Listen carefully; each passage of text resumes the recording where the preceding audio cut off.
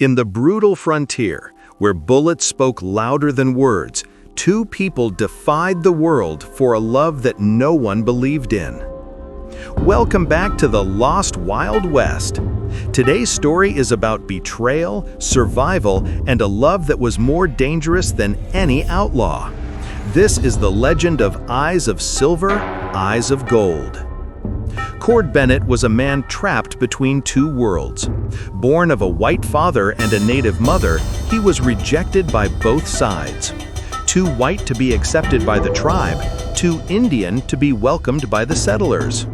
His eyes, strange and piercing, silver in the sun and gold in the firelight, made children whisper and grown men spit on the ground when he passed.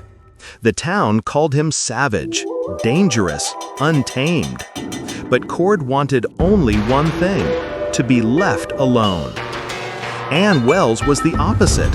A rancher's daughter, respected, educated, and raised under the strict rule of her father. She was expected to marry a wealthy landowner to secure the family's future. But Ann had a heart that refused to bow. She believed in kindness, freedom, and when fate forced her into Cord Bennett's path, she saw something no one else dared to see. A man, not a monster. One cold evening, whispers spread across the town. Ann had run away, and she was found with Cord. In the Wild West, where reputation meant everything, there was only one solution: marriage.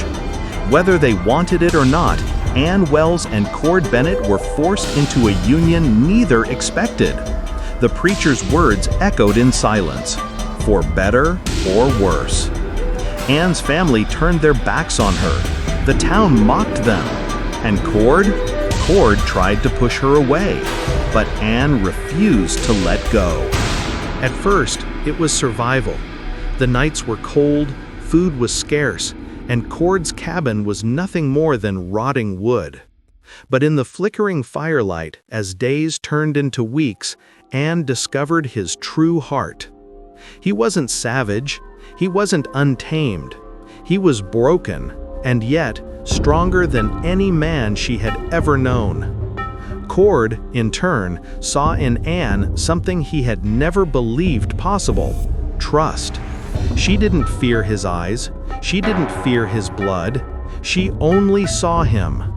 Slowly, a bond formed, a dangerous bond.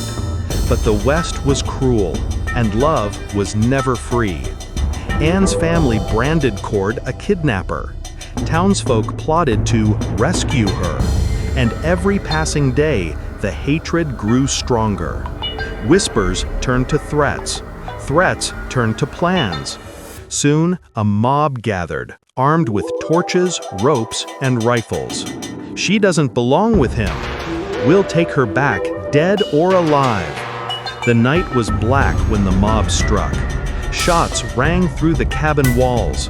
Flames licked the wood. Cord stood in the doorway, rifle in hand, eyes glowing silver in the firelight.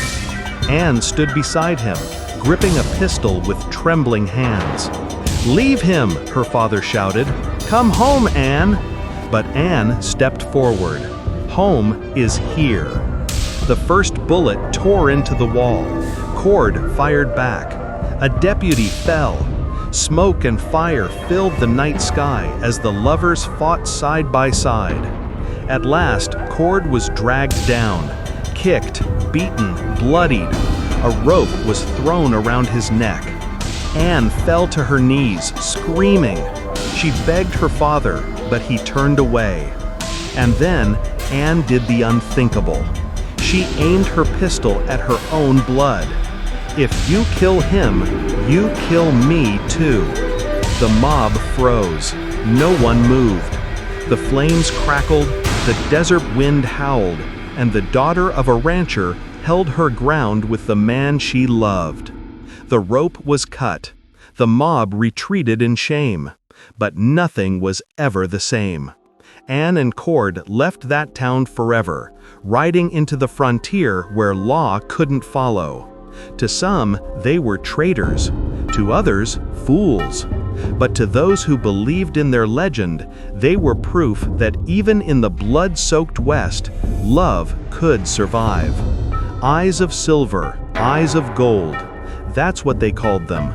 Two souls bound together against a world that wanted them apart. And so, I ask you, would you defy your family, your town, your entire world for love? Let me know in the comments below.